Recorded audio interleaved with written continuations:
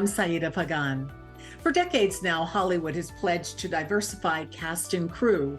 And while progress has been made, there are those who believe there's much more that can be done. And that's because research shows that in spite of growing numbers in the general population, Latinos are still underrepresented in nearly every job category in the entertainment industry. For the past several years, 2 university professors have been doing what they can to try to change the narrative. They've been speaking out and writing books as needed resources for the industry. Their latest effort is titled Latinx Actor Training.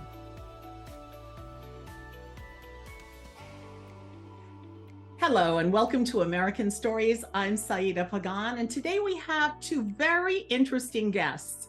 Cynthia Santos-DeCure, who's an associate professor at the Yale School of Drama, and Micha Espinosa, who's a professor at Arizona State University School of Music, Dance, and Theater. Welcome to you both. Hello, how are you? Thank you for having us. Yes, both of you have written, co-authored, and co-edited some very interesting books to help the Latino actor. I'm going to begin with you, Cynthia. Tell us about these books that you've been writing. Thank you. Well, the very first book was published in 2016 or 17, and it was Scenes for Latinx Actors, and it's 50 scenes by living playwrights. And we put together that book because we saw a need. We had, as actors, we always saw the need for material that reflected our own identities. So we began with that book way back when. And then newly we published Latinx Actor Training, which is 25 chapters by, Mike is holding the book, by current practitioners, and that cover essays on training, voice, speech, acting, pedagogy, history, directing, playwriting, anything that we might need in order to empower the Latinx actor, the community, the practitioner teaching the actors. And that's where we are today. Micha, I want to ask you, why is it important to have this kind of material? We haven't heard very much about it, maybe except for what you've done or maybe a few other individuals. So in 2000, it was around 2010, I did a research project where I went all across the country and I spoke to Latino actors and looked at the resources available to them. So if you were an actor and you were looking for a monologue, you could look at a book that had 1,000 monologues, and guess how many there were for a Latino or a Latina actor? I have no idea. One. Mm-hmm. One out of 1,000. So that's very disheartening for the Latinx Latina actor to not see themselves represented in materials, and also not have that leg up to be able to find material readily. And so I first edited monologues for Latino actors, and then Cynthia and I, my comadre, we have been working together since then to change the industry, because Latinx actors deserve to see themselves represented. Tell us, Cynthia, about your own personal experiences as a performer. How did you know exactly what was needed, what needed to be put into these books? Well, Saida, I think we met way back when I was on the board of the Screen Actors Guild, way back in the early 90s to 2000s. I think it was 2000 from 91. I joined in 91. I think I was on the board in the mid 90s to 2002.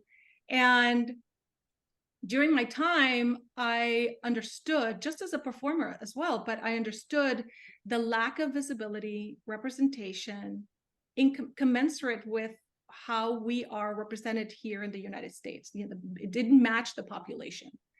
And the struggles that I saw and also encountered as an actor, meaning going to auditions and only being a handful of parts, and those parts only reflected maybe a guest artist, or not even positive portrayals.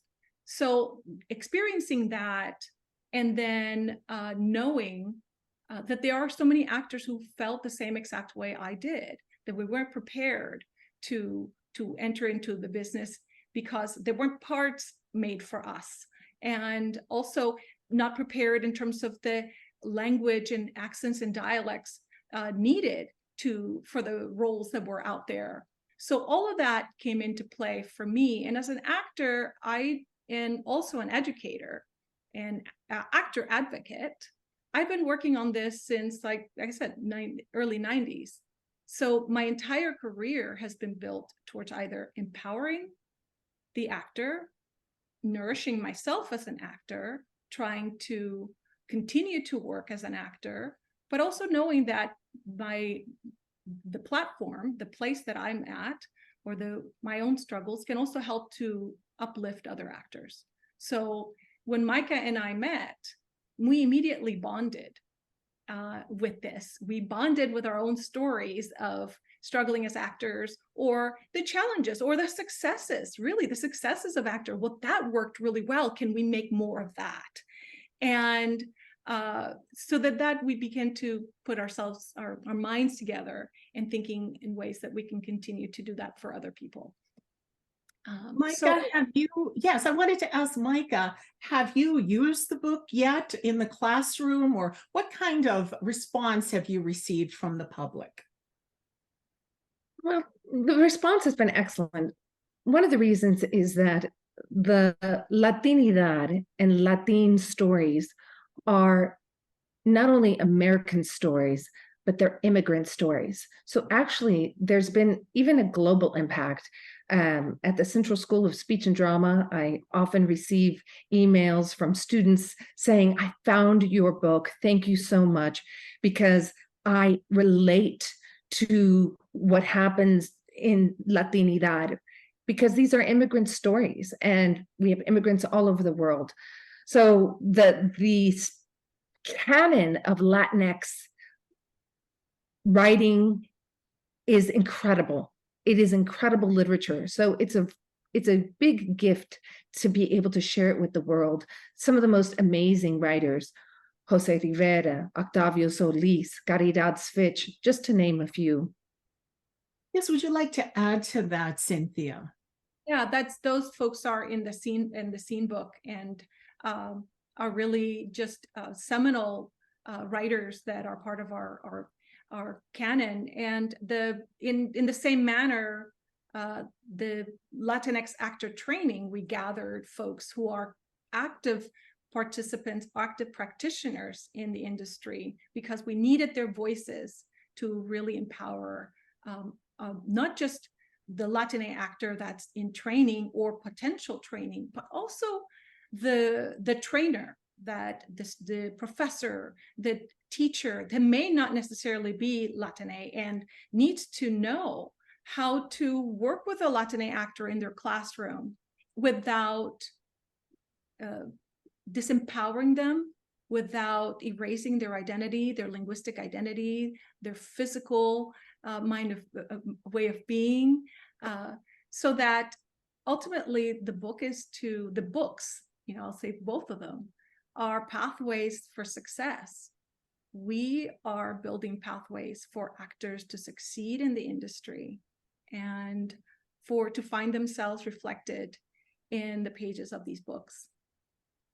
Micha, how do you feel that Hollywood is going to possibly benefit, or how will it react to this knowledge of this book? Cynthia and I strongly believe that if you change the training, you change the industry. For one thing, the trainers and the students who are studying acting will no longer play into stereotypes. They will honor their cultural voice.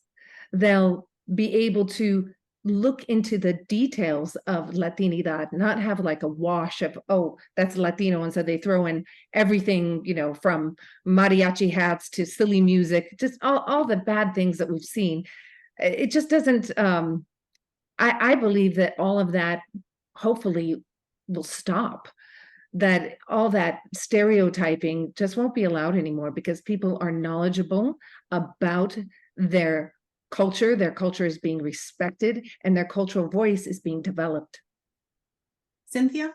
Yeah, I think more than that. I think that when we see ourselves reflected on stage, screen, there's a sense of belonging that's activated. And I think what we've tried to create with this book was a way for folks for Latinx actors, like our community, to see themselves reflected on the pages of this book, to know that we exist, that we are part of the fabric and the narrative, and that not only for the actor in training, but for their classmates, to begin to be more empathetic. And these are future creators, producers, directors, and by helping one community, by centering the Latinx community in this book, we're actually expanding the possibilities for the Latinx community in the industry. And I just hope that that folks begin to discover the book. I think we've talked a little bit about the fact that I'm hoping that Leguizamo will read the book, and because this speaks to a lot of the work that he's also doing. And then other creatives and voices in our visible voices in our community will read this book and help us, because we're also helping uplift it. Well, thank you so much for your time, Micha and Cynthia. And thank you for joining us for this edition of American Stories. I'm Saida Pagan.